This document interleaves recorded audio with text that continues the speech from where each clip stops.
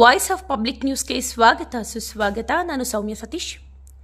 ಸಾಹಿತಿ ಕೆವಿ ನಾಗರಾಜ್ ಸ್ವರಚಿತ ಹೃದಯ ಸಾಮ್ರಾಜ್ಯದಲ್ಲಿ ಕವನ ಸಂಕಲನ ಬಿಡುಗಡೆ.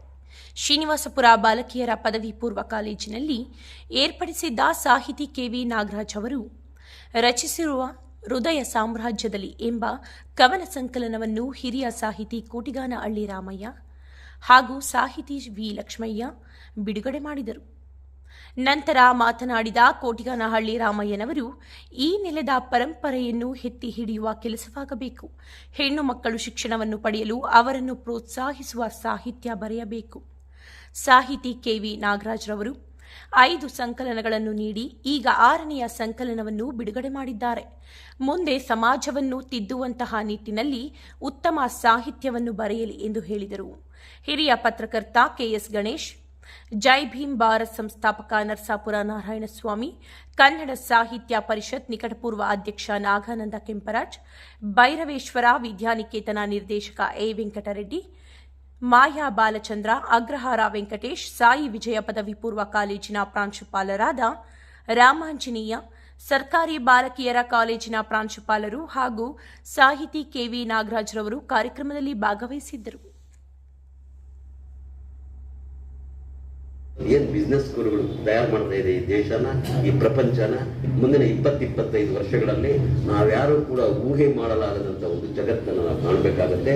ಆ ಜಗತ್ತಿನಲ್ಲಿ ಈ ತೃತೀಯ ರಾಷ್ಟ್ರಗಳು ಅಂತ ಏನು ಕರಿತಾ ಇದ್ದೀವಿ, under developed or developing countries ಅಂತ ಏನು ಕರಿತಾ ಇದ್ದೀವಿ, ಅಲ್ಲಿನ ಎಲ್ಲ ಜನವರ್ಗ ಸುಮಾರು 80% ಜನಗಳ ವರ್ಗ ಮಕ್ಕಳಿದಾರಲ್ಲ, ಮುಂದಿನ ಮಕ್ಕಳು, ಅವರನ್ನು ಅತ್ಯಂತ ಗುಲಾಮರನ್ನಾಗಿ ಪರಿವರ್ತಿಸಲಾಗುತ್ತದೆ.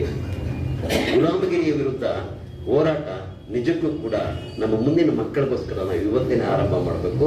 ಅಂತ ಕಡೆಗೆ ಇಡೀ ಪ್ರಪಂಚವನ್ನು ತೆಗೆದುಕೊಂಡು ಹೋಗುವಂತ ಕನ್ಸ್ಟ್ರಕ್ಟ್ಸ್ ಅಂತ ಏನು ಕರಿತೀವಿ ನಾವು, ಸಂರಚನೆಗಳು ಅಂತ ಏನು ಕರಿತೀವಿ, ಅದು ಆರ್ಥಿಕ ಸಂರಚನೆಗಳಾಗಿರ್ಬೋದು, ರಾಜಕೀಯ ಸಂರಚನೆಗಳಾಗಿರ್ಬೋದು, ಧಾರ್ಮಿಕ ಸಂರಚನೆಗಳಾಗಿರ್ಬೋದು, ಅವು ನಮ್ಮನ್ನೆಲ್ಲ ಒಂದು ದೊಡ್ಡ ಕತ್ತಲ ಸುರಂಗದ ಒಳಗಡೆ ಮೈಲುಗಟ್ಟಲೆ ಕೂಡ ಅದರೊಳಗೆ ನಾವು ಪ್ರವೇಶ ಮಾಡಲೇಬೇಕು ಮತ್ತು ಅದರ ಜರ್ನಿ ಮಾಡಲೇಬೇಕು ಅಂಥದ್ರ ಕಡೆ ತಳ್ತಾ ಇದೆ. 1991ರವರೆಗೂ ನಮ್ಮ ನೆಲದಲ್ಲಿ ಒಂದು ಹೊಸ ರೀತಿಯ ಅವಕಾಶ ಇತ್ತು ಬಿಡುಗಡೆಗೆ. 91ರಲ್ಲಿ ನರಸಿಂಹರಾವ್ ಅವರು ಯಾವಾಗ ಗ್ಯಾಟ್ ಒಪ್ಪಂದಕ್ಕೆ ಸಹಿ ಹಾಕಿದ್ರು, ಯಾವಾಗ LPG ಅನ್ನೋದು ಈ ನೆಲಕ್ಕೆ ಬಂತು, ಏನಿವತ್ತು ಖಾಸಗೀಕರಣ ಮತ್ತು ಗೋಡೀಕರಣದ ಮೂಲಕ ಇಡೀ ಪ್ರಪಂಚವನ್ನು ತಯಾರು ಮಾಡ್ತಾ ಇದ್ದಾರಲ್ಲ, ಭಾರತ ದೇಶವನ್ನು ತಯಾರು ಮಾಡ್ತಾ ಇದ್ದಾರಲ್ಲ, ಅಲ್ಲಿಗೆ ನಮ್ಮ ಹಣೆಗಳ ಮೇಲೆ, ನಮ್ಮ ಮುಂದಿನ ಮಕ್ಕಳ ಹಣೆಗಳ ಮೇಲೆ ಗುಲಾಮಗಿರಿಯನ್ನ ಬರೆಯಲಾಗಿದೆ. ಇವತ್ತಿನ ಶಿಕ್ಷಣ ಇದೆಯಲ್ಲ, ನಿಜಕ್ಕೂ ಕೂಡ ನಾಚಿಕೆ ಪಟ್ಟುಕೊಳ್ಳುವಂಥ ಶಿಕ್ಷಣ ಅಂತ ನಾನು ಹೇಳ್ತಾ ಇದ್ದೇನೆ. ಯಾಕೆಂತಂದ್ರೆ ಯಾರೋ ಒಬ್ರು 500 ಮಾರ್ಕ್ಗೆ 500 ಮಾರ್ಕ್ ತೆಗಿತಾರೆ ಅನ್ನೋದನ್ನ ಬಹಳ ದೊಡ್ಡದಾಗಿ ವಿದ್ಯಾಸಂಸ್ಥೆಗಳು ಹಾಕೊಳ್ತವೆ.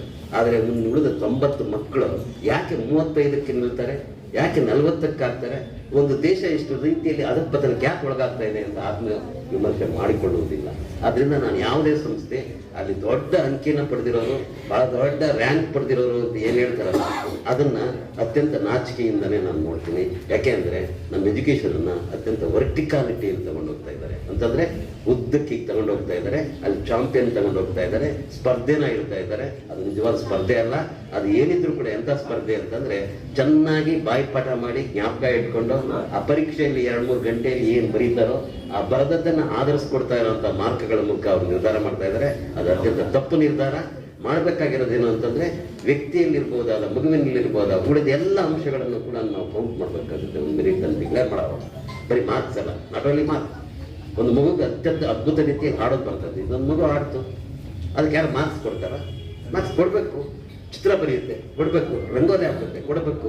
ಪ್ರತಿಯೊಂದು ದುಡಿಮೆ ಮಾಡುತ್ತೆ, ಕೊಡಬೇಕಂತ ಮಾರ್ಕ್ಸ್ ಇರಬೇಕು. ಆ ಥರ ಮಾರ್ಕ್ಸ್ ಅಲ್ಲಿ ಇಡಿ ನೀವು. ಅವಾಗ ಯಾರು ಕೂಡ ಪರೀಕ್ಷೆಗಳಾದ್ಮೇಲೆ ಆತ್ಮಹತ್ಯೆಗಳು ಮಾಡ್ಕೊಳ್ಳೋದು ನಾಚಿಕೆ ಆಗುತ್ತೆ. ಪ್ರತಿ ಸಾರಿ ಯಾವುದೇ ಒಂದು PUC SLC ರಿಸಲ್ಟ್ಸ್ ಬಂದಾಗ ಪತ್ರಿಕೆಗಳಲ್ಲಿ ಆತ್ಮಹತ್ಯೆ ಏನಿಲ್ಲ ಅಂದ್ರೂ ಕೂಡ ಒಂದು 10 ಮಕ್ಕಳು ಆತ್ಮಹತ್ಯೆ ಮಾಡ್ಕೊಳ್ಬೇಕಾಗ್ತದೆ. ಒಂದು ದೇಶ ತಲೆ ತಗ್ಗಿಸಬೇಕಾಗಿರುವಂಥ ವಿಚಾರ ಇದು.